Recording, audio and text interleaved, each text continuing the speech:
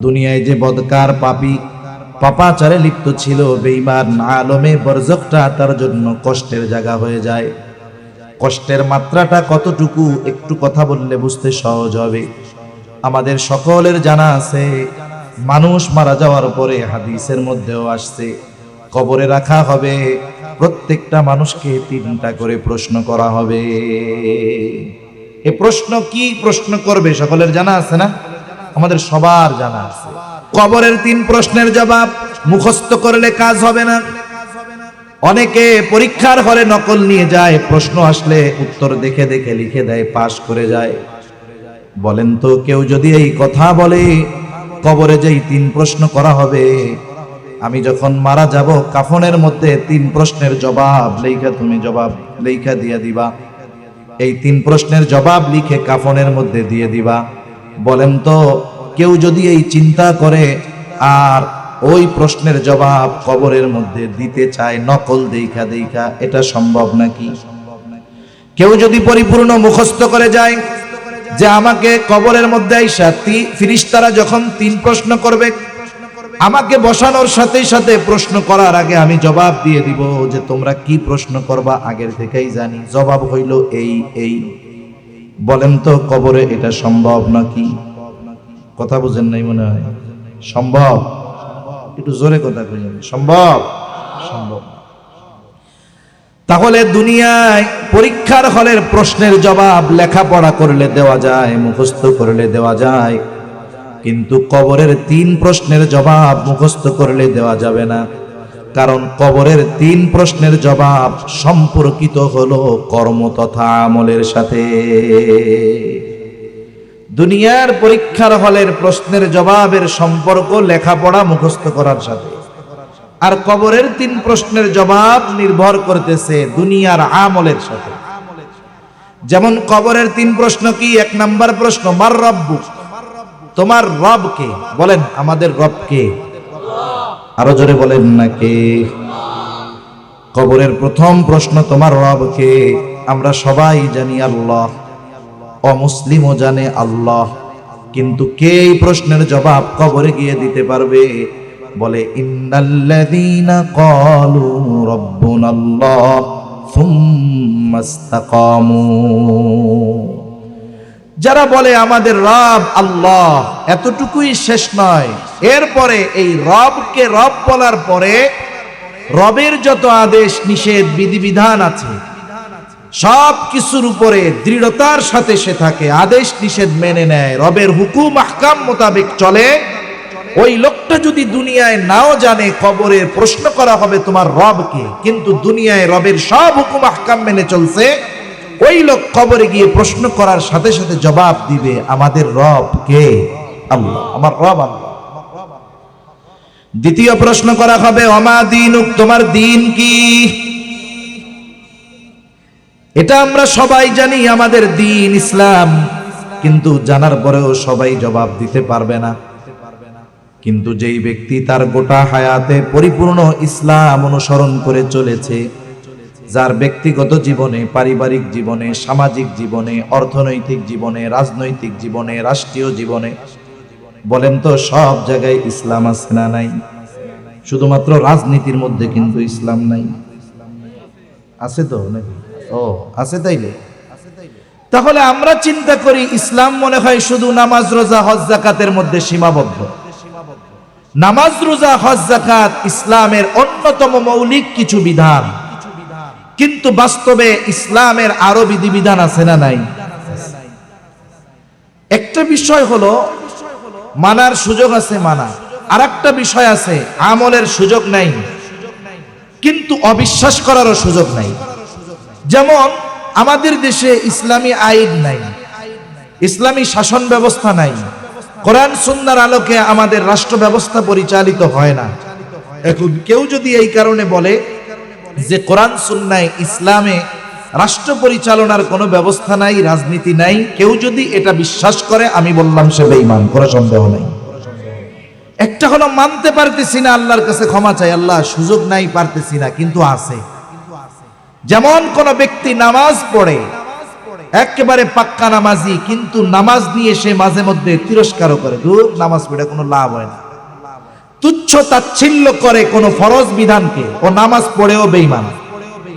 আরেকজন নামাজ পড়ে না, কিন্তু তার মধ্যে আফসোস আছে, আরে নামাজ ফরজ, আল্লাহর হুকুম পড়তে পারি না। সে না পড়ার কারণে গুনাহগার ঠিক, কিন্তু ফরজিয়াত ফরজটাকে তুচ্ছ তাচ্ছিল্য না করার কারণে সে ঈমানহীন হবে না, বেঈমান হবে না, কিন্তু নামাজ না পড়ার কারণে গুনাহগার হবে। এজন্য অনেকে আছি আমরা ইসলামী রাজনীতি করতে পারি না, করি না, কিন্তু অস্বীকার করার সুযোগ নাই যে কোরআন সুন্নায় রাজনীতি নাই। কথা মনে হয় বুঝতে পারছেন তো? আলহামদুলিল্লাহ। মানব জীবনের এমন কোন দিক নাই যেই জায়গায় ইসলামের নির্দেশনা নাই। একটা পা ফালাবো ওইখানেও ইসলামের নির্দেশনা আছে না নাই? ইসলাম আমাদের জীবনের পারতে পারতে আছে। আপনি রাতের বেলায় আপনার ঘরের লাইটটা বন্ধ করে ঘুমাবেন, বাতিটা বন্ধ করে ঘুমাবেন, এটাও ইসলামে আছে। সুবহানাল্লাহ বলেন। নবীজি বলেন, রাতে যখন ঘুমাতে যাইবা তোমরা তোমাদের বাতি বন্ধ করে ঘুমাইবা, বিছানা ঝাড়ু দিয়ে ঘুমাতে হবে। হাদিসের মধ্যে আসছে, নবীজি বলেন তোমরা তোমাদের বিছানাটাকে ঝাড়ু দিয়ে ঘুমাইবা। তাহলে যেই ইসলাম ওযু ইস্তেনজা কেমনে করতে হবে, কিভাবে ঘুমাতে হবে, বিছানা ঝাড়ু দিতে হবে, এই নির্দেশনা যেই ইসলামের মধ্যে আছে, বলেন তো সেই ইসলামের মধ্যে রাষ্ট্র পরিচালনার পদ্ধতি থাকবে না? এটা হতে পারে না। এখন আমরা যদি পরিপূর্ণ ইসলামী অনুশাসন মেনে চলি, মুখস্থ করা লাগবে না, প্রশ্নের জবাব দেওয়ার সাথে সাথেই সে বলবে আমার দিন হলো ইসলাম। সুবহানাল্লাহ। এবার তৃতীয় প্রশ্ন করবে। এক বর্ণনায় আসছে, নবীজিকে দেখিয়ে বলা হবে, মা হাদার রাজুলুল্লাযী বুইসা ফীকুম, এই ব্যক্তিকে যাকে তোমাদের কাছে প্রেরণ করা হয়েছিল। আরেক বর্ণনায় আসছে, নবীজির ব্যাপারে জিজ্ঞাসা করা হবে, ওয়ামান নাবিয়্যুক, তোমার নবীকে।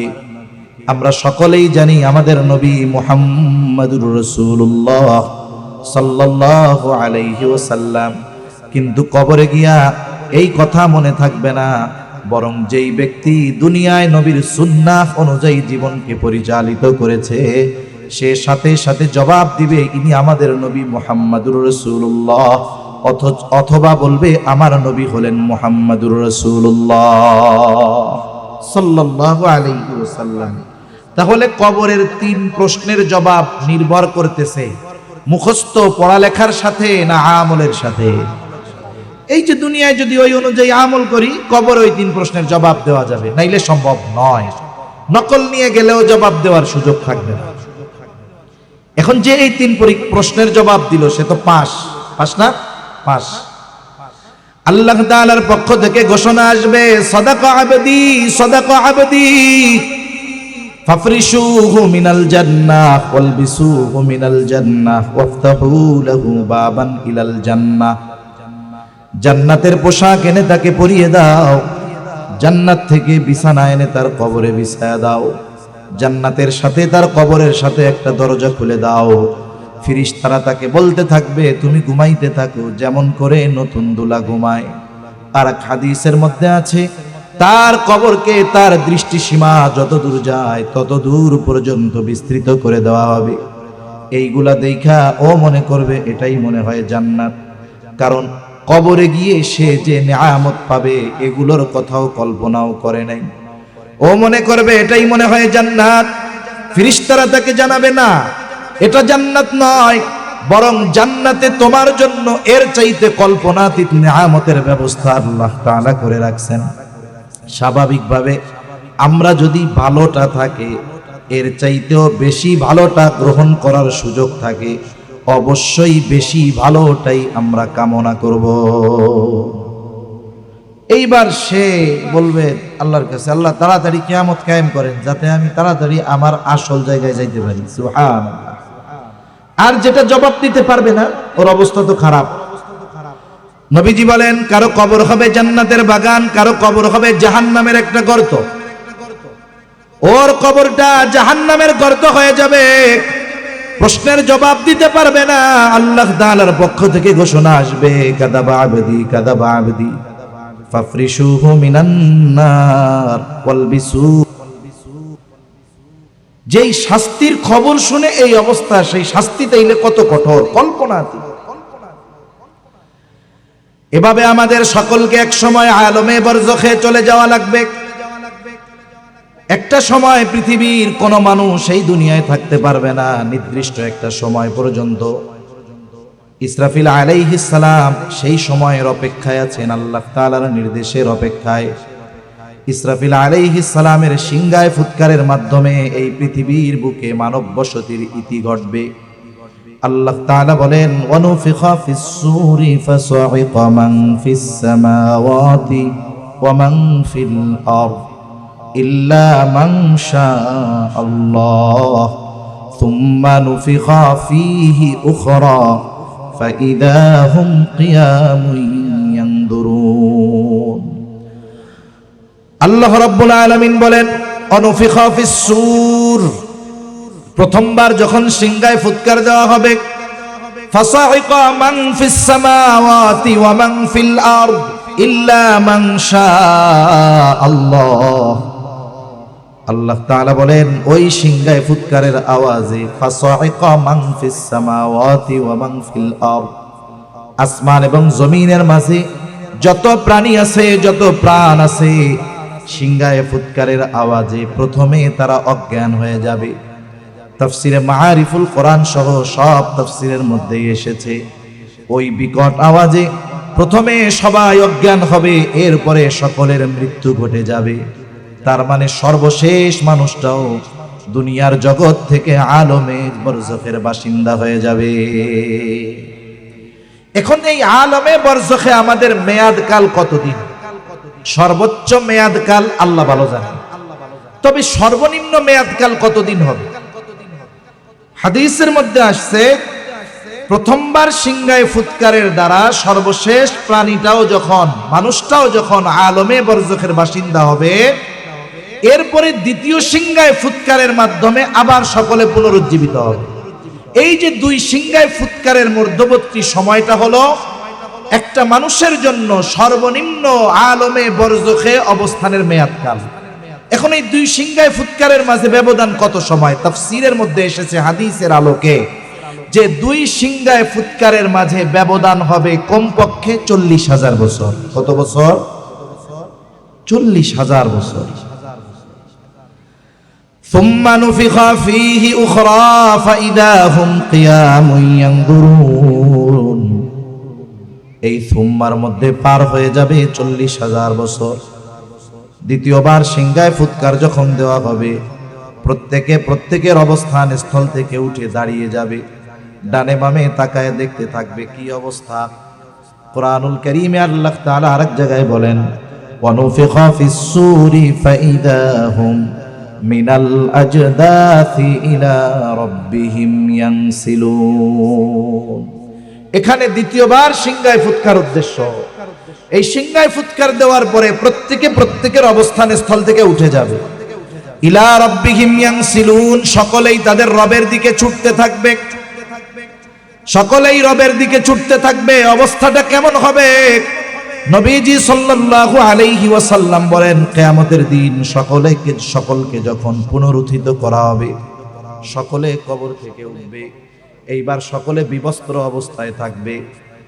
আয়েশা সিদ্দিকা রাদিয়াল্লাহু তাআলা আনহা বলেন, ইয়া রাসূলুল্লাহ, একজন কি আরেকজনের দিকে তাকাবে না? মানুষেরা কি লজ্জা পাবে না? নবীজি বলেন, আয়েশা, মানুষ এতটা ভীত চিন্তিত থাকবে যে একজন আরেকজনের দিকে তাকানোর কথা চিন্তাও করবে না। অনেক সময় আবহাওয়ার সাথে সাথে মানুষের মনের অবস্থাও পরিবর্তন হয়।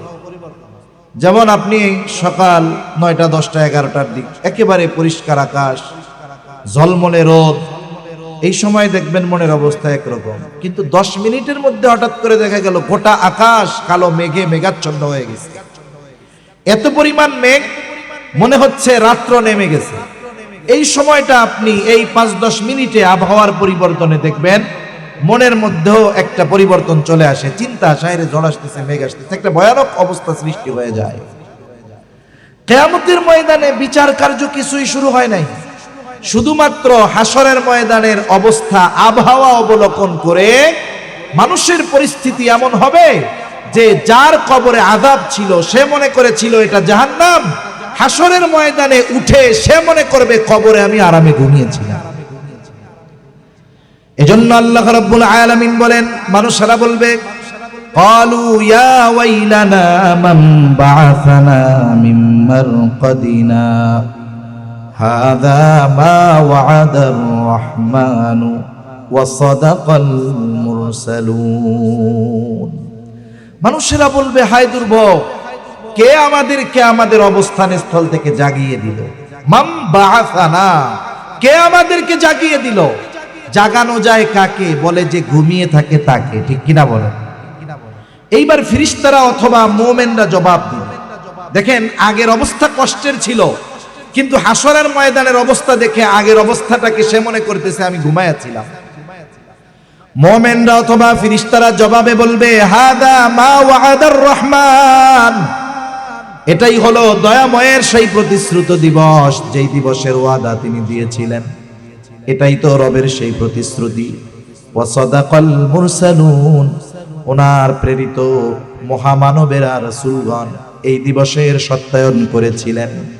এটাই সেই দিবস যেই দিবসের এক নাম হলো ইয়াউমুল কিয়ামা, যেই দিবসের এক নাম হলো ইয়াউমুল হাসর, একত্রিতকরণ দিবস। এই দিবসের এক নাম ইয়াউমুল জাযা, এটাই হলো সেই প্রতিদান দিবস, যেই দিবসে মানুষকে দুনিয়ার কর্মের পূর্ণ প্রতিদান যিনি প্রদান করবেন তিনি কে? দুনিয়ায় একটা মানুষ যদি সব ভালো কাজ করে, এই ভালো কাজের পূর্ণ প্রতিদান আল্লাহ তাআলা তাকে দুনিয়ায় দেন না, দুনিয়ায় দেওয়া সম্ভব না। যারা খারাপ কাজ করে, অপরাধ করে, এই দুনিয়াতে তাদের ওই কর্মের পূর্ণ প্রতিদান আল্লাহ দেন না, দেওয়া সম্ভব নয়।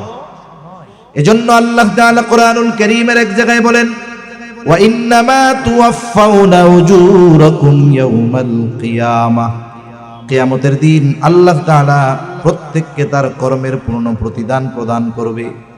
এই দিবসটা হলো ইয়াউমুল জাযা, প্রতিদান দিবস। এখন আল্লাহ তাআলা একটা সময় বিচার করবে, মানুষের কর্মের হিসাব নেওয়া হবে। একটা সময় মানুষেরা প্রথমত দুই ভাগে বিভক্ত হয়ে যাবে। আল্লাহ তাআলা বলেন, ফারীকুম ফিল জান্নাহ ওয়া ফারীকুম ফিস সাঈর। একটা দল জান্নাতি আর এক দল জাহান্নামী।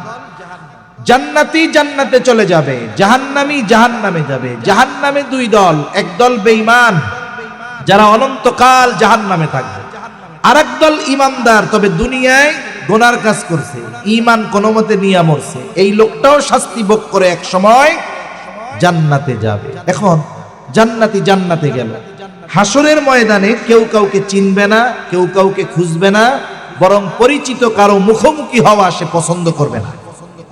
অথচ দেখেন, একটা বাবা সারাদিন পরিশ্রম করে, 14, 15, 16 ঘন্টা পরিশ্রম করার পরে সে যখন বাসায় যায়, তার সন্তানের চেহারা যখন দেখে, সাথে সাথে 14, 15 ঘন্টার কষ্ট মুহূর্তের মধ্যে দূর হয়ে যায়, ঠিক কিনা বলেন?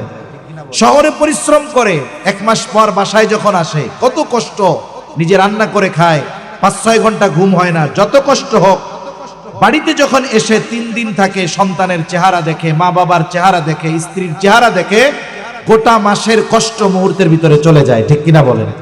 তাহলে দুনিয়াতে আমরা কষ্ট দূর করার জন্য, চিন্তা দূর করার জন্য সন্তানদের দেখতে চাই, আর কিয়ামতের মুসিবত এমন, ওইখানে কষ্ট দূর করার জন্য সন্তানকে কেউ দেখতে চাবে না, মা বাবাকে কেউ দেখতে চাবে না, বরং ওই দিন মা বাবাকে দেখা, সন্তানকে দেখা, স্ত্রীকে দেখা তার জন্য আরো কষ্টের কারণ হয়ে যাবে। আল্লাহ তাআলা ওই দিনের অবস্থা তুলে ধরে বলেন, ইয়াউমা ইয়াফিরুল মারউ মিন আখিহি ওয়া উম্মিহি ওয়া আবিহি ওয়া সাহিবাতিহি ওয়া বানিহি লিকুল্লি ইমরিইন মিনহুম ইয়াউমাইযিন শা'নুন ইউগনি। আল্লাহ তাআলা বলেন, কিয়ামতের দিন ভাই ভাইয়ের থেকে পলায়ন করবে, ওয়া উম্মিহি ওয়া আবিহি, পিতা মাতার থেকে পলায়ন করবে, ওয়া সাহিবাতিহি ওয়া বানিহি, স্ত্রী সন্তানদের থেকে পলায়ন করবে। এমনও মানুষ আল্লাহ তাআলার কাছে বলবে, আল্লাহ আপনি গোটা পৃথিবীর সব মানুষকে জাহান্নামে দিয়ে হলেও আপনি আমাকে জান্নাত দিয়ে দেন। কেউ কাউকে চিনতে চাইবে না, খুঁজবে না, দেখা হোক চাবে না। কিন্তু ওই লোকটাই যখন জান্নাতে যাবে তখন সে দুনিয়ায় যার সাথে একদিন দেখা হয়েছে তাকেও খুঁজবে যে কি ওই লোকটা জান্নাতে আছে কিনা। জান্নাতে গিয়ে সে সবাইকে খুঁজবে, কিন্তু সে সবাইকে জান্নাতে পাবে না। তাফসীরে ইবনে কাসীরের মধ্যে আসছে আল্লাহ রাব্বুল আলামিন জান্নাতি এবং জাহান্নামীদের মধ্যে দেখা এবং কথার ব্যবস্থা করে দিবেন। জান্নাতি জাহান্নামীদেরকে দেখতে পাবে, জাহান্নামী জান্নাতীদেরকে দেখতে পাবে। কেমনে দেখবে? আধুনিক বিজ্ঞানের কল্যাণে এটা আমাদের জন্য বোঝা আরো সহজ। আপনার আত্মীয় আছে সৌদি আরবে, আপনার আত্মীয় আছে আমেরিকায়। আপনি যদি এখন তার অবস্থা দেখতে চান 2-4-10 দিন লাগবে না, 2-4-10 সেকেন্ডের মধ্যে মোবাইলে দেখা যায় কি যায় না? যেই আল্লাহ মানুষের মাথায় এমন মেধা দিয়ে দিলেন, বুদ্ধি দিয়ে দিলেন, ওই আল্লাহ জান্নাতীদেরকে জান্নাতে অবস্থানরত অবস্থায় জাহান্নামীদের অবস্থা দেখাতে পারবেন কি পারবেন না? জান্নাতীদেরকে জাহান্নামীদের দেখার ব্যবস্থা করে দেওয়া হবে। স্বাভাবিক বিষয় কি? মনে করেন এই মজলিসে লোক যদি আরো বেশিও থাকতো, আমার পরিচিত লোক যিনি হইতেন, আমি তাকানোর সাথে সাথে তাকে চিনে ফেলতে পারতাম। জান্নাতি যখন জাহান্নামের দিকে তাকাবে, সেও তাকায়া তার পরিচিত মানুষকে চিনে ফেলবে। দেখবে যে কাছের মানুষ, বন্ধু বান্ধব, আত্মীয় স্বজন, একই স্কুলে পড়তো, একই বাজারে ব্যবসা করতো, সে জাহান্নামে পড়তেছে আর সে এখন জান্নাতে আরাম করতেছে। এ দৃশ্য দেখবার পর জান্নাতি আল্লাহর দরবারে কৃতজ্ঞতার মাত্রা বাড়িয়ে দিবে। আল্লাহর কাছে বলবে, আল্লাহ আপনি যদি আমার উপরে দয়া না করতেন, হয়তো আজকে তার সাথে আমাকে জাহান্নামে থাকা লাগতো। এবার জাহান্নামীরা জান্নাতীদেরকে দেখতে পাবে। এইবার দেখে পরিচিত জন দেখবে, বন্ধু বান্ধব, আত্মীয় স্বজন জান্নাতের নাজ নেয়ামত ভোগ করতেছে। এইবার তারা আফসোস করবে, আহারে দুনিয়ার সব সময় যদি ওই মানুষগুলোর সাথে কাটাইতাম, তাদের কথাগুলো যদি শুনতাম, আরে বাড়ি তো পাশাপাশি ছিল, পাশাপাশি তো ব্যবসা করতাম, একই মসজিদেই তো নামাজ পড়তাম, একই বাজারেই তো বাজার করতাম, কিন্তু জীবনের সব সময়গুলো যদি তার মতো চলতাম, আজকে আমিও ওর সাথে জান্নাতে থাকতে পারতাম। এইবার এই কথা চিন্তা করে সে আফসোস করবে। আর আফসোস এমন এক জিনিস যেটা মানুষের কষ্ট বৃদ্ধির কারণ হয়ে দাঁড়ায়। আফসোসে কষ্ট হয় না মানুষের? কষ্ট হয় তো। মনে করেন আপনার উন্নতি, অগ্রগতি, সমৃদ্ধি, অর্থনৈতিকভাবে হোক, সম্মানের দিক দিয়ে হোক, অন্যান্য দিক দিয়ে হোক, আপনার এই উন্নতি সবার জন্য আনন্দের কারণ হবে না। কিছু আল্লাহর বান্দার মনে আগুন ধরার কারণ হবে কি হবে না? এবার দেখেন, আপনি তো তারে মারেনও নাই, কিছু করেন নাই, কিন্তু আপনার এই কষ্ট, আপনার এই উন্নতি তার কষ্টের কারণ হয়ে গেছে অলরেডি। এজন্য আফসোস এটা মানুষের কষ্ট বাড়ার কারণ হয়। কষ্টের মাত্রা ঠিক আছে, কিন্তু অনুভবটা বেড়ে যায়। জাহান্নামীদের অবস্থা এমন হবে, কষ্টের এই আফসোসের কারণে তাদের কষ্টটা বেশি অনুভব হবে। কেন? যেমনিই তো পড়তেছি, আরে ওদের সাথে থাকলে তো আর এই শাস্তি ভোগ করা লাগতো না। শুধু দেখা নয়, কথার ব্যবস্থা করে দিবেন। আল্লাহ তাআলা বলেন, আল্লাহ রাব্বুল আলামিন বলেন, ফি জান্নাতি ইয়াতাসাআলুনা আনিল মুজরিমিন। জান্নাতীরা পরস্পর পরস্পরকে মুজরিমদের ব্যাপারে জিজ্ঞাসা করবে, বা জান্নাতীরা পরস্পর মুজরিমদের কাছে তাদের জাহান্নামে যাওয়ার কারণ জানতে চাইবে। জান্নাতীরা জাহান্নামীদেরকে প্রশ্ন করবে, মা সালাকাকুম ফি সাকার, কোন কারণে তোমরা জাহান্নামে আসলা? জাহান্নামী হওয়ার কারণটা কি? কেন তোমরা জাহান্নামী হইলা, সাকারের অধিবাসী হইলা? এই প্রশ্নের জবাবে জাহান্নামীরা 4টি কারণ তা উল্লেখ করবে। কয়টা কারণ? একটু জোরে বলেন না, কয়টা কারণ? প্রথম বিষয় হলো, যেই কারণগুলো যদি, যেই বিষয়গুলো জাহান্নামে যাওয়ার কারণ হবে, ওই বিষয়গুলো যদি আমাদের কারো মধ্যে থাকে, ওইগুলো ধরে রাখতে হবে নাকি বাদ দিয়ে দিতে হবে? বাদ দিয়ে দিতে হবে।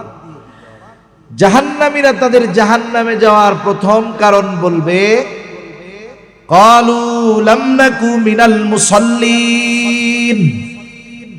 1 নম্বর কারণ তারা বলবে, আমরা মুসল্লি ছিলাম না, মুসল্লি ছিলাম না। মুসল্লি কাকে বলে? সপ্তাহে একদিন মসজিদে হাজিরা দিলে সে মুসল্লি নয়। আমাদের ঢাকায় অনেক মসজিদ আছে, 5 তলা 6 তলা 7 তলা, মহল্লার মসজিদ, রাস্তার পাশের না, কোনো বাস স্ট্যান্ডের না, মহল্লার। তার মানে যারা নামাজ পড়ে সকলে ওই মহল্লার অধিবাসী।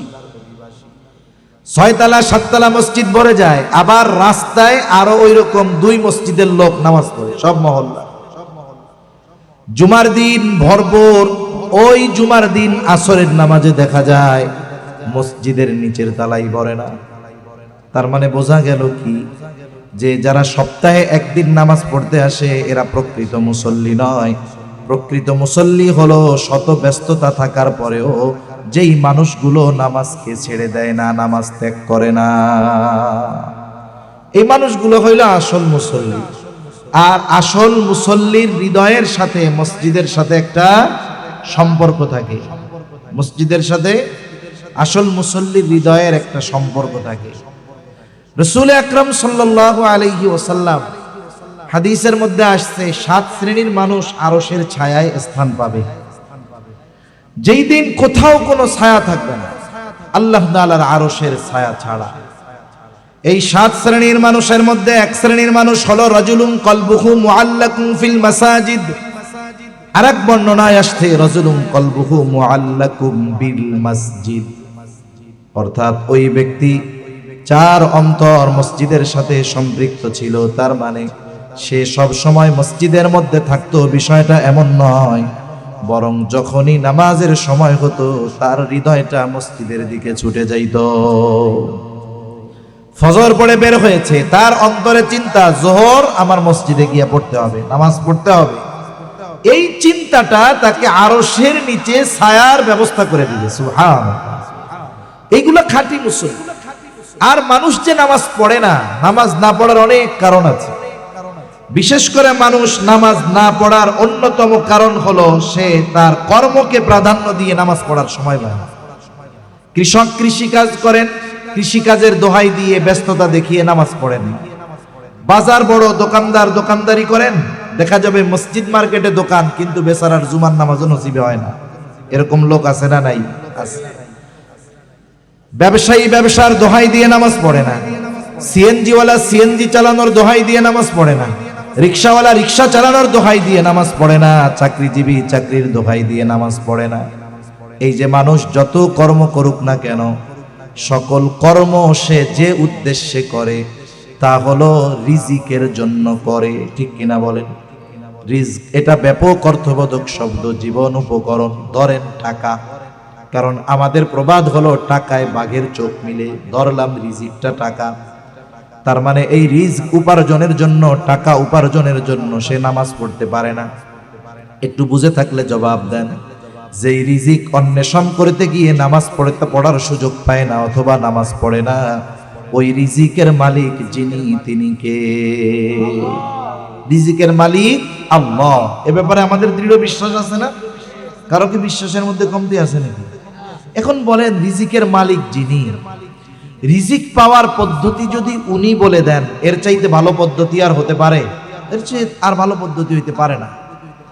আমি আপনি যদি রিজিকের মালিকের ফর্মুলা পদ্ধতি বাদ দিয়ে নিজস্ব পদ্ধতি অনুসরণ করে শুধুমাত্র কর্মের মাধ্যমে রিজিক হাসিল করার চেষ্টা করি, তাহলে কিছু হয়তো পরিশ্রমের কল্যাণে আল্লাহ তাআলা দিবেন, কিন্তু আল্লাহ তাআলা প্রকৃত বরকতময় রিজিক দিবেন। রিজিকের মালিক রিজিক পাওয়ার পদ্ধতি বলে দিয়ে বলেন, ওয়া'মুর আহলাকা বিস-সালাতি ওয়াসতাবির আলাইহা লা নাসআলুকা রিজকা নাহনু নারযুকুকা ওয়াল আকিবাতু লিত-তাকওয়া। আল্লাহ তাআলা বলেন, তুমি তোমার অধীনস্থদের নামাজের আদেশ দাও, তুমিও এর উপরে অটল অবিচল থাকো। তার মানে মুসল্লি শুধু একা হয়ো না, তুমি নিজেও মুসল্লি হও, ঘরের মানুষগুলারেও মুসল্লি বানাও। তাইলে কি হবে? আল্লাহ তাআলা বলেন, বান্দা লা নাসআলুকা রিজকা, আমি তোমার কাছে রিজিক চাই না, কিন্তু তুমি মুসল্লি, তোমার ঘরের মানুষ মুসল্লি। আল্লাহ তাআলা বলেন, নাহনু নারযুকুকা, মুসল্লি হওয়ার কারণে আমি আল্লাহ তোমাকে বরকতময় রিজিক দিয়ে দিব। এর বাস্তবিক দৃষ্টান্ত অনেক দেওয়া যাবে। যেমন অনেক সময় অনেক প্রবাসী ভাই বিভিন্ন সময় মেসেজ করে হোয়াটসঅ্যাপে, মেসেঞ্জারে, হুজুর দোয়া করেন। কেন? এত ইনকাম করি হুজুর, টাকা পয়সা থাকে না। তা কয়েকজনকে জিজ্ঞাসা করছি এরকম যে টাকা পয়সা থাকে না, বদ অভ্যাস আছে নাকি কোনো? কারণ বিদেশে গেলে কয়েকটা বদ অভ্যাস মানুষের মধ্যে কাজ করে। একটা হলো বোতল খাওয়ার বদ অভ্যাস, একটা হলো জুয়ার বদ অভ্যাস, আর একটা হলো নারীর বদ অভ্যাস। কোন প্রবাসী যদি এই তিনটা বদ অভ্যাস পরিত্যাগ করতে পারে তাহলে মোটামুটি সে কিছু টাকা পয়সা নিয়ে আসতে পারবে। আর যদি এই বদ অভ্যাস ত্যাগ না করতে পারে, ও যত পরিশ্রম করুক ওর টাকা পয়সা টিকবে না। বলে না হুজুর আস্তাগফিরুল্লাহ, বিড়ি সিগারেটও খাই না, নামাজ কালাম ঠিকঠাক মতো পড়েন। হুজুর এইগুলাই, এই ছাড়া আর কোনো কাজ নাই, ডিউটি করি, নামাজ কালাম 5 ওয়াক্ত ঠিক মতো পড়ি। তাও কয়েকজনকে জিজ্ঞাসা করছি আপনি তো পড়েন, আপনার বাড়ির অবস্থা কি? বলে হুজুর দুঃখের বিষয়, আর কি কমু, খুব পছন্দ করে মা বাপ বিয়া দিছিল, শুনছিলাম তো একেবারে রাবেয়া বসরি, কিন্তু বিয়া করে আনার পরে দেখি এটা তসলিমা নাসরিনের সাইজ। বিবাহের আগে কি ছিল? রাবেয়া বসরি ছিল, মানে নামাজ কালাম কিছুই ছাড়ে না, তাহাজ্জুদ গুজারি। বিবাহের পরে দেখি এটা নামাজ কালাম ধরেই না। বাচ্চা কাচ্চা হইছে, ছেলে মেয়ে কথা শুনে না, নামাজ কালাম তো বহুদূর, হুজুর যা পাঠাই সব শেষ হয়ে যায়। আমি বললাম আপনি তো ছিদ্র কলসে পানি ঢালতেছেন, কিয়ামত পর্যন্ত হায়াত পাইয়া ঢালতে থাকবেন, কিন্তু বরকত হবে না। কিন্তু এখন বাস্তবিক উপমা, একজন আলেমের দিকে তাকান, একটা মাদ্রাসার শিক্ষকের দিকে তাকান, মসজিদের ইমাম সাহেবের দিকে তাকান, কয় টাকা বেতন দেওয়া হয়? এই বাজারে তাকে যে বেতন দেওয়া হয় বাস্তবিক অর্থে এটা দিয়ে অনেক পরিবারের 1-2 দিনও চলবে না, ঠিক কিনা বলেন? আবার এই বাহানা সামনে নিয়ে হুজুরদের বেতন কম দেওয়ার ধান্দা করা যাবে না। একজন হুজুরের কাছে এসে দোয়া চাই, হুজুর মাসে 1 লাখ টাকা বেতন পাই, 4 জন মানুষ, চলে না, মাস শেষে ঋণ করা লাগে। হুজুর চিন্তা করছে এখন একটু বেতনটা বাড়ানোর সুযোগের কথা পাইছি। এবার বলে আমার বেতনটা তো 10,000, আমার কেমনে চলবো, বেতনটা একটু 12,000, 14-15 করেন।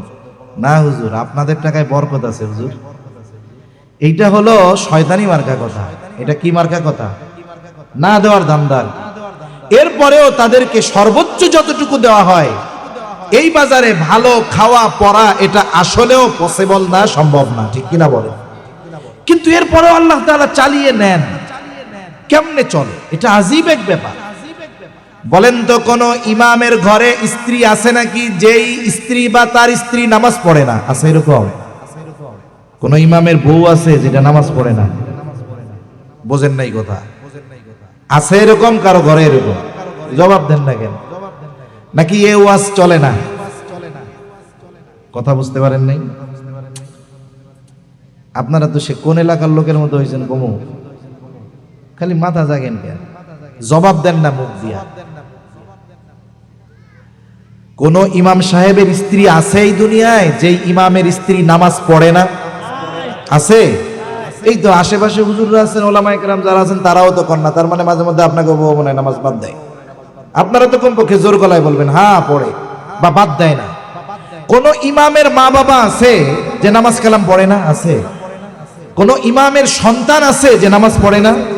মাদ্রাসার শিক্ষক আছে যার স্ত্রী সন্তান কন্যা নামাজ পড়ে না?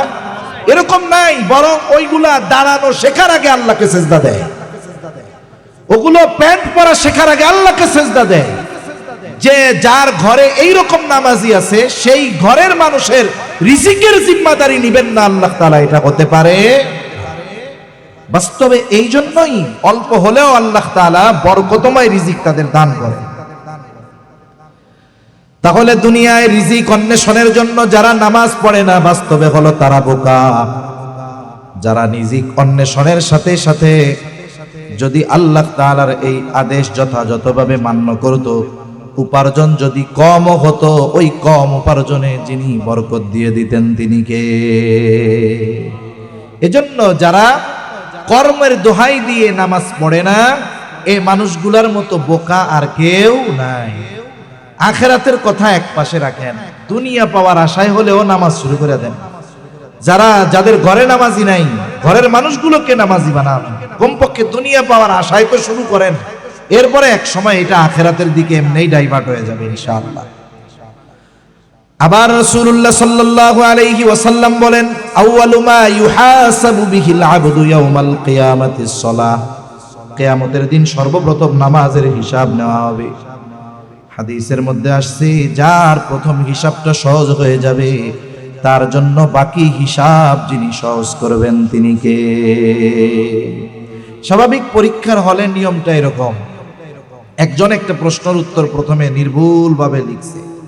নির্ভুলভাবে লেখার পরে কি দেখা যায় যে প্রথমটা ভালো হইলে পরেরগুলা খারাপ হইলেও ভালো মার্ক পাওয়া যায়।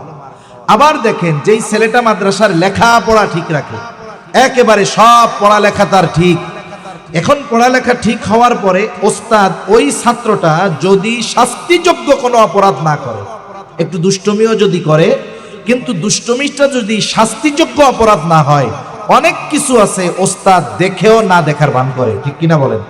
একজনের হেফজখানায় পড়ে, সবক ঠিক আছে, 7 সবক ঠিক আছে, আমুক্তা ঠিক আছে, পিছনের পড়াগুলো সব মুখস্থ আছে, ভালো মতো লেখাপড়া করে, সব ঠিক মতো দেয়।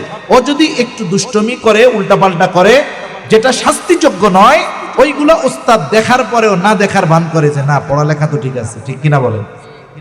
কিন্তু যেটার লেখাপড়া ঠিক নাই, ও যদি প্রস্রাব করার জন্য 1 নম্বরের ছুটি যায়, আসলেও প্রস্রাব ধরছে, হুজুর কি কইব, এই বয়সে ডায়াবেটিস হয়েছে, খালি একটু পরপর মুততে যায়, অথচ 3-4 দিনে একবারও ভয়ে মুতের জন্য ছুটি নেয় না। কিন্তু একবার যখন ছুটি চায় তখন ওস্তাদের চোখে পড়া যায়, কেন?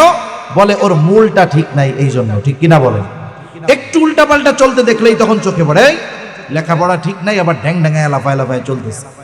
আহা, একজনের মূল ঠিক, তার অনেক কিছু দেখেও ওস্তাদ না দেখার ভান করে, আরেকজনের মূল ঠিক নাই, ওর সবগুলোই কঠোরভাবে ওস্তাদ ধরে। কিয়ামতে বুজুর্গানে দিন বলেন এরকম হবে, যার নামাজের হিসাব সহজ হয়ে যাবে, বাকিগুলো আল্লাহ দেখেও না দেখার ভান করে বলবে যা তোরে মাফ করে দিলাম। সুবহান। সেজন্য এই দুনিয়ায় রিজিক যদি পেতে হয়, প্রকৃত মুসল্লি হওয়ার বিকল্প আর কোনো কিছু নাই। আখিরাতে যদি নাজাত পেতে হয়, জান্নাতে যেতে হয়, ঈমানের পরে বাস্তবিক অর্থে মুসল্লি হওয়া ছাড়া কোনো উপায় নাই। তাহলে জাহান্নামীরা 1 নাম্বার কারণ বলবে লাম নাকু মিনাল মুসাল্লিন, আমরা মুসল্লি ছিলাম না, ওরা মুসল্লি নয়, আমরা মুসল্লি হব। 2 নাম্বার ওয়ালাম নাকু নুতঈমুল মিসকিন, ওরা বলবে আমরা মিসকিন নিঃস্ব যারা, তাদেরকে খানা খাওয়াইতাম না। খানা খাওয়ানো এটা ফজিলতের কাজ। কেউ যদি কোনো ধনীকে খানা খাওয়ায়, কোনো গরিব, একেবারে আল্লাহর সন্তুষ্টির জন্য, যার খাবারের প্রয়োজন নাই, তাকেও যদি আল্লাহর জন্য কেউ খাওয়ায়, বলেন তো সওয়াব আছে না নাই? এখন বলেন, যার খাবারের প্রয়োজন আছে, ক্ষুধার্ত, তাকে খাওয়াইলে সওয়াব বেশি না কম? যার খাবারের প্রয়োজন নাই তাকে খাওয়ালে, যদি আল্লাহর জন্য খাওয়ালে যদি সওয়াব হয়, যার খাবারের প্রয়োজন তাকে খাওয়ালে সওয়াব কমপক্ষে দ্বিগুণ। 1 নাম্বার খাওয়ানোর কারণে সওয়াব, 2 নাম্বার ওই খাবারটা তার প্রয়োজন ছিল, প্রয়োজন মেটানোর সওয়াবও সে পেয়ে যায়। আর নবীজি হাদিসের মধ্যে বলেন, যখন এক মুমিন অপর মুমিন ভাইয়ের কোনো প্রয়োজন মিটিয়ে দেয়, আল্লাহ তাআলা ওই ব্যক্তির দুনিয়া আখিরাতের প্রয়োজন মিটিয়ে দেয়। আবার যদি প্রতিবেশী হয় অভুক্ত, ক্ষুধার্ত, দরিদ্র, তাহলে তার খাবারের ব্যবস্থা করা এটা একজন মুমিনের ঈমানের দাবি। নবীজি বলেন ওই ব্যক্তি মুমিন নয় যে নিজে পেট পুরে খায়, তার প্রতিবেশী অভুক্ত থাকে। এজন্য আমরা প্রতিবেশীর দিকে খেয়াল রাখবো। অসহায় দরিদ্র যারা আছে, ক্ষুধার্ত যারা আছে, মিসকিন যারা আছে, আমার আপনার অ্যাবিলিটি যতটুকু আছে আমি ওই ক্ষুধার্তদেরকে খাবার দিব, বলেন ইনশাআল্লাহ। আবার দেখেন, দাওয়াত দিয়ে খাওয়াইলে ফজিলত আছে না নাই? আত্মীয় স্বজন দাওয়াত দিয়ে খাওয়াইলে ফজিলত আছে না? আপনার ছেলের বিয়ে দিবেন, মেয়ের বিবাহ দিবেন, দাওয়াত দিছেন, আত্মীয় স্বজন খাওয়ালে ফজিলত আছে তো? এখন খাওয়ানোর পরে যদি টেবিল পাইতা বৈশা থাকে, ওই জায়গায় ফজিলত আছে না? কেন নাই? টাকা পয়সা তো আছে, এই জায়গার ফজিলত তো নগদ। এটা খুব খারাপ এক ধরনের কাজ। দাওয়াত দিয়ে টাকা তোলা, এটা হলো ভদ্র ধরনের ডাকাতি, স্মার্ট ডাকাতি আমরা বলতে পারি, ঠিক কিনা বলেন? একটা মানুষ যদি কাউকে খানা খাওয়ায় প্রতিদানের আশায়, কাজ হবে না। অনেক মানুষ আছে সুদের উপরে টাকা নিয়ে এই ধরনের আয়োজন করে, চিন্তা করে 2 লাখ ব্যয় করলাম, যে কয়জনের দাওয়াত দিছি টাকা যা উসুল হবে তাতে আরো 1 লাখ ব্যবসা হবে। আমরা খানা খাওয়াবো কার জন্য? আত্মীয় স্বজনকে দাওয়াত দিচ্ছেন, দাওয়াতের সাথে সাথে বলবেন কোনো উপহার সামগ্রী ওই দিন আনবেন না। আপনার যদি অন্য সময় দিতে মন চায় দিবেন, ওই দিন কোনো উপহার সামগ্রী আনবেন না। কারণ আপনাদের খাওয়াচ্ছি কার জন্য? আল্লাহ তাআলা বলেন, ইন্নামা নুতঈমুকুম লিওয়াজহিল্লাহি লা নুরিদু মিনকুম জাযাআও ওয়ালা শুকুরা। সাহাবায়ে কেরামের এই গুণ আমাদের মধ্যে আসা দরকার। আমরা মানুষকে খানা খাওয়াবো, বলবো তোমাদের খানা খাওয়াচ্ছি আল্লাহর জন্য। যেহেতু আল্লাহর জন্য খানা খাওয়াচ্ছি, লা নুরিদু মিনকুম জাযাআ, তোমাদের কাছে কোনো বিনিময় প্রতিদান আমরা চাই না। ওয়ালা শুকুরা, খানা খেয়ে তোমরা আমাদেরকে ধন্যবাদ দিবা এটারও কোনো প্রয়োজন নাই, কারণ খানা তোমাদের খাওয়াইছি আল্লাহর জন্য, প্রতিদান যিনি দিবেন তিনি কে। সেজন্য স্বাভাবিকভাবে খানা খাওয়ানো ফজিলত, প্রয়োজন যার আছে তাকে খাওয়ানো আরো বেশি ফজিলতের কাজ। জাহান্নামীরা বলবে আমরা মিসকিনদেরকে খানা খাওয়াইতাম না, আর আমরা মিসকিন অসহায়দের খানা খাওয়াবো ইনশাআল্লাহ। বলেন, একজন আসছে, সে যদি খানা চায়, আপনি 5 টাকার একটা রুটি কিনে দিলেন, আপনার কাছে টাকা নাই, আমার কাছে নাই, আর একজনে বললাম যে ভাই 5টা টাকা দাও, একটা রুটি কিনা দাও, তাহলে সে খাওয়াইয়া ফজিলত পাইল, আর আমি তাকে সুপারিশ করার মাধ্যমে সমপরিমাণ সওয়াবের মালিক হয়ে গেলাম। 3 নাম্বার কারণ, জাহান্নামীরা বলবে ওয়া কুন্না নাখুদু মাল খাইদিন, অনর্থক অহেতুক মজলিস, যেখানে উল্টা পাল্টা অহেতুক কথাবার্তা হতো, ওই ধরনের মজলিসে আমরা বসে থাকতাম। কোন মুফাসসির বলেন এমন মজলিস যেখানে ইসলামের বিরুদ্ধে বলা হয়, যেখানে গুনাহ হয়, ওই ধরনের মজলিসে আমরা আমাদের সময় অতিবাহিত করতাম। আপনাদের এলাকায় চায়ের দোকান আছে না? চার দোকানে আড্ডা আছে না? একটা মানুষ যদি অনেক ভালো চা বানায়, অধিকাংশ ক্ষেত্রে তার দোকানে যদি একটা টিভি না থাকে, তার ব্যবসায় লালবাতি, কেউ গিয়ে বসে না ওইখানে। আর চার দোকানে আমাদের যুবক ভাইরা গিয়ে বসে না, সব বসে দাড়ি পাকা চামড়া ঘোষানো মানুষগুলা। ওইখানে গিয়ে একবারে তীক্ষ্ণ নজরে গোটা হায়াতের টেলিভিশন দেখার কাজা চায়ের দোকানে গিয়ে তারা আদায় করে। কত ব্যস্ত, দীর্ঘ সময় টেলিভিশন দেখে আদায় করতেছে কাজা, চা খায়, দেখে, নামাজের জায়গা মসজিদ পাশে যায় না। সেই জন্য যুবকরা চিন্তা করছে, যেহেতু আমাদের মুরব্বীরা ওই জায়গায় আছে, ওই জায়গায় গিয়ে আমাদের আর চা খাওয়ার উপায় নেই, এই জন্য ওনারা মোবাইলের আমল শুরু করছে। এই যে চায়ের দোকানে যতগুলো মজলিস হয়, বলেন তো ওইখানে তো ঈমান আমলের কথা হয়, ঠিক কিনা? কিসের কথা হয়? যত গীবত, মিথ্যা কথা, অন্যের দোষ, একমাত্র জবানের যত গুনাহ আছে সবগুলোই চার দোকানের মধ্যে হয়, ঠিক কিনা বলেন? কত মানুষ আছে প্রত্যেক দিন দিনের অর্ধেক সময় কাটিয়ে দেয় ওই সব দোকানে। মুরব্বী মানুষ, জিজ্ঞাসা করবেন এত সময় চার দোকানে থাকেন কেন? উনি বলবে যে ভাই সময় কাটে না, এই জন্য আছি। এখন ওলামায়ে কেরাম চিন্তা করলো, ওনার যেহেতু সময় অনেক, তাহলে কিছু সময় আল্লাহর রাস্তায় দেওয়ার জন্য তাশকিল করি। এখন কয়েকজন মিলে গিয়ে ধরছে যে চাচা, আপনার ছেলে তো ঢাকা আছে, বিদেশে আছে, আপনার তো কাজকর্ম নাই, চার দোকানে সময় কাটান, তো এক কাজ করেন, আল্লাহর রাস্তায় এক চিল্লা সময় দেন, দেখবেন যে লাফা উঠে কয় দুর্মিয়া, আমার মতো ব্যস্ত লোক আর দুনিয়ায় আর কেউ নাই। এরকম লোক তো আপনাদের এলাকায় আলহামদুলিল্লাহ নাই। একটু চিন্তা করেন তো, আল্লাহর দেওয়া যত নেয়ামত এই পৃথিবীতে আছে, দামি দামি নেয়ামত গুলোর মধ্যে সবচাইতে দামি নেয়ামত হায়াত। ঈমান তো আছে, এরপরে সবচেয়ে দামি নেয়ামত কি? হায়াত, মানে সময়, মানে টাইম। হায়াতের কদর কত? বাস্তবতা হলো হায়াত থাকতে হায়াতের কদর বোঝা যায় না। মুরব্বীরা অনেক সময় বলে দাঁত থাকতে দাঁতের মর্ম বোঝা যায় না। হায়াতের মূল্য বুঝতে পারে সে, যার চোখ দুটো বন্ধ হয়ে যায় সে। মানুষ হায়াত ফুরিয়ে যাওয়ার পর, ইন্তেকাল করার পর, মারা যাওয়ার পর, আল্লাহর কসম, সন্তান, স্ত্রী, মা বাবা, ধন দৌলত কোনো কিছুর জন্য আফসোস করে না, শুধুমাত্র হায়াতের জন্য আফসোস করে। ওই মানুষগুলো মরার পরে আল্লাহর কাছে দরখাস্ত করে, কিন্তু আমরা শুনতে পারি না। আল্লাহ শুনে, কি বলে? বলে ফায়াকুলা রব্বি লাউলা আখরতানি ইলা আজালিন করিব ফাআসাদদাকা ওয়া আকুম মিনাস সালিহিন। একটু সময় চাই, বলে আল্লাহ রে, যদি একটু অবকাশ দিতেন, একটু সময় দিতেন, দুনিয়ায় পুনরায় ফিরে যাবার, আমার সম্পদ থেকে দান সাদকা করতাম, এত বেশি নেকের কাজ করতাম, ওয়া আকুম মিনাস সালিহিন, আমি নেককার সৎকর্মশীলদের অন্তর্ভুক্ত হয়ে যাইতাম। একটু সময় দেন না। বলেন তো, ওই সময় কি আল্লাহ 1 সেকেন্ড সময় দিবে কাউকে? অথচ যেই 1 সেকেন্ড সময় কিছু মুহূর্ত সময় মানুষ মৃত্যুর পরে আল্লাহর কাছে কামনা করবে, সেই সময়টা এখন আমাদের কাছে আছে, সেই সময়টা আমাদের কাছে আছে। এজন্য অনুরোধ থাকবে যে আমরা আমাদের সময়গুলোকে বেহুদা পার করব না। হাকিমুল উম্মত আশরাফ আলী থানভী রাহমাতুল্লাহি আলাইহি বলেন যে দুই ধরনের মজলিস ছাড়া বাকি সব মজলিসগুলো বিপজ্জনক। একটা হলো দ্বীনি মজলিস, এই ধরনের দ্বীনি মজলিস, এটা মসজিদে হতে পারে, মাদ্রাসায় হতে পারে, কোনো মাহফিলে হতে পারে, এই ধরনের মজলিস। দ্বিতীয় হলো দুনিয়াবি উপকারী মজলিস। অনেক মজলিস আছে দুনিয়ার কল্যাণের কথা বলা হয়, সমাজ উন্নয়নের কথা বলা হয়। এই ধরনের মজলিস ছাড়া বাকি যত মজলিস আছে সব মজলিসগুলা মানুষের জন্য বিপদের কারণ হয়ে দাঁড়াতে পারে। এজন্য তারা বলবে ওই অনর্থক মজলিসে যারা লিপ্ত থাকতো, কথাবার্তায় লিপ্ত থাকতো, তাদের সাথে আমরা থাকতাম। 4 নম্বর কারণ বলবে ওয়া কুন্না নুকাদ্দিবু বিয়াউমিদ্দিন, আমরা কিয়ামতের দিবসকে অস্বীকার করতাম। আগের 3টা যদি কোনো ইমানদারের মধ্যে ত্রুটি থাকে তাহলে সে ক্ষণস্থায়ী জাহান্নামী, কিন্তু 4র্থ দোষটা যদি কারো মধ্যে থাকে সে চিরস্থায়ী জাহান্নামী। কারণ মুফাসসিরিনে কেরাম এজন্য বলেন এখানে প্রথম উদ্দেশ্য হলো কিয়ামতকে অস্বীকার করতাম, দ্বিতীয় কথা হলো আমরা কিয়ামতের ব্যাপারে উদাসীন ছিলাম। একটা হলো অবিশ্বাস, অবিশ্বাস করলে সে বেঈমান, আর একটা হলো বিশ্বাস করে কিন্তু এই ব্যাপারটা নিয়ে তেমন চিন্তা ভাবনা নাই। আছে না এরকম মানুষ, আখিরাত নিয়ে চিন্তা নাই।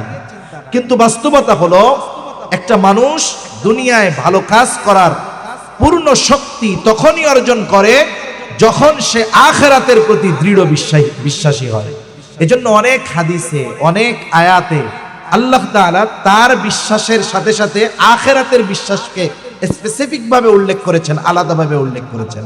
যেমন এক হাদিসের মধ্যে আছে মান কানা ইউমিনু বিল্লাহি ওয়াল ইয়াউমিল আখির, যে আল্লাহর প্রতি বিশ্বাস রাখে, আখিরাতের প্রতি বিশ্বাস রাখে, ফালইউকরিম দাইফাহু, সে যেন মেহমানের কদর করে। দেখেন এখানে আরো কিছু বিশ্বাসের কথা তো থাকার কথা, কিন্তু আল্লাহ তাআলা তার আর আখিরাতের এই দুইটা কেন উল্লেখ করছেন? কারণ আল্লাহর প্রতি বিশ্বাসের সাথে সাথে যেই ব্যক্তির আখিরাতের প্রতি সুদৃঢ় বিশ্বাস থাকে তাহলে ওই ব্যক্তির দুনিয়ার কর্মগুলো অটোমেটিক ভালো হয়ে যায়। সুবহানাল্লাহ। যেমন নবীর আনুগত্যের কথা বলতে গিয়ে আল্লাহ তাআলা কি বলেন? লাকাদ কানা লাকুম ফি রাসূলিল্লাহি উসওয়াতুন হাসানাহ লিমান কানা ইয়ারজুল্লাহা ওয়াল ইয়াউমাল আখির। আল্লাহ তাআলা বলেন অবশ্যই রাসূলের জীবন আদর্শের মধ্যে তোমাদের জন্য উত্তম আদর্শ রয়েছে। এখন এই আদর্শ আসলে কাদের জন্য? আল্লাহ তাআলা বলেন লিমান কানা ইয়ারজুল্লাহা ওয়াল ইয়াউমিল আখির। আল্লাহ তাআলা বলেন যে আল্লাহর প্রতি এবং আখিরাতের ব্যাপারে আশাবাদী। এজন্য আখিরাতের প্রতি যার বিশ্বাস যত দৃঢ়, দুনিয়ার কর্ম তার তত সুন্দর। এখন ওরা বলবে আমরা আখিরাতের প্রতি উদাসীন ছিলাম, এদের ঠিকানা ক্ষণস্থায়ীভাবে, এক সময় ওরা জান্নাতে যাবে। কিন্তু যে আখিরাতকে অবিশ্বাস করে সে চিরস্থায়ীভাবে জাহান্নামে থাকবে। মুফাসসিরিনে কেরাম বলেন এখানে উদ্দেশ্য মূল কাফেরদের। এজন্যই আল্লাহ তাআলা এরপরে যে কথা বলেন তার আগে বলতেছে যে এভাবে আমাদের দুনিয়া চলছে, নামাজ পড়ি নাই, তারপরে মিসকিন অসহায়দের খাবার টাবার দেই নাই, একবারে আড্ডা দিয়ে হায়াত কাটাই দিছি, কিয়ামতকে অবিশ্বাস করছি, এভাবে চলতেছে দুনিয়া। এক সময় হায়াত শেষ। কি হইছে? বলে হাত্তা আতানাল ইয়াকিন, দৃঢ় সত্যের আগমন ঘটলো। মৃত্যুকে দৃঢ় সত্য বলা হয়েছে। এক জায়গায় আল্লাহ তাআলা বলেন ওয়াবুদ রাব্বাকা হাত্তা ইয়াতিয়াকাল ইয়াকিন, দৃঢ় সত্যের আগমন পর্যন্ত আপনি আপনার রবের ইবাদত করেন। দৃঢ় সত্য, এটার উদ্দেশ্য হলো মৃত্যু। তার মানে এভাবে চলছে, একটা সময় মৃত্যু চলে আসলো, আমরা ঈমান আনতে পারলাম না, নেক আমল করতে পারলাম না, এখন ঠিকানা হয়ে গেল জাহান্নাম। আর আল্লাহ তাআলা বলেন আখিরাত অবিশ্বাস করেছো, ঈমান আনো নাই, নামাজ পড়ো নাই, দান সাদাকা করো নাই, মিসকিনদের খানা দাও নাই, অনর্থক ইসলাম বিদ্বেষীদের মজলিসে বৈশা সময়টা কাটায়া দিছো, শুইনা নাও ফামা তানফাউহুম শাফাআতুশ শাফিঈন, এদের জন্য কোনো সুপারিশকারীর সুপারিশ গ্রহণ করা হবে না।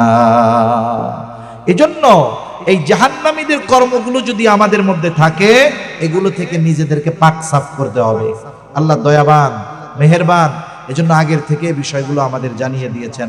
তাহলে আমরা যে শুনতেছি, যে যেখান থেকে যারা আছি, দৃঢ় প্রতিজ্ঞাবদ্ধ হব, জীবনের শত ব্যস্ততায়ও নামাজ ছাড়বো না, খাঁটি মুসল্লি হব ইনশাআল্লাহ। কোন জোরে কোন ইনশাআল্লাহ। 2 নাম্বার, মিসকিন অসহায়দের খানা খাওয়াবো। যদি না থাকে সুন্দর ভাষায় তাদেরকে ফিরিয়ে দিব, কঠোর ভাষা তাদের সাথে করব না, কারণ আল্লাহ তাআলা মানা করেছেন, ওয়া আম্মাস সাইলা ফালা তানহার, কেউ যদি চাইতে আসে তাকে ধমক দেওয়া যাবে না, সুন্দর ভাষায় তাকে ফিরাতে হবে। 3 নাম্বার, অনর্থক মজলিস থেকে বেঁচে থাকবো, দ্বীনি মজলিসে সময় দিব। 4 নাম্বার, আখিরাতের ব্যাপারে দৃঢ় বিশ্বাসী হব ইনশাআল্লাহ। তাহলে কি হবে? জাহান্নাম থেকে বাঁচা যাবে। এই কাজগুলো জাহান্নামীদের কাজ। আল্লাহ সুবহানাহু ওয়া তাআলা আমাদেরকে কথাগুলো বুঝবার, আমল করবার তৌফিক দান করেন। সকলে বলি আমিন।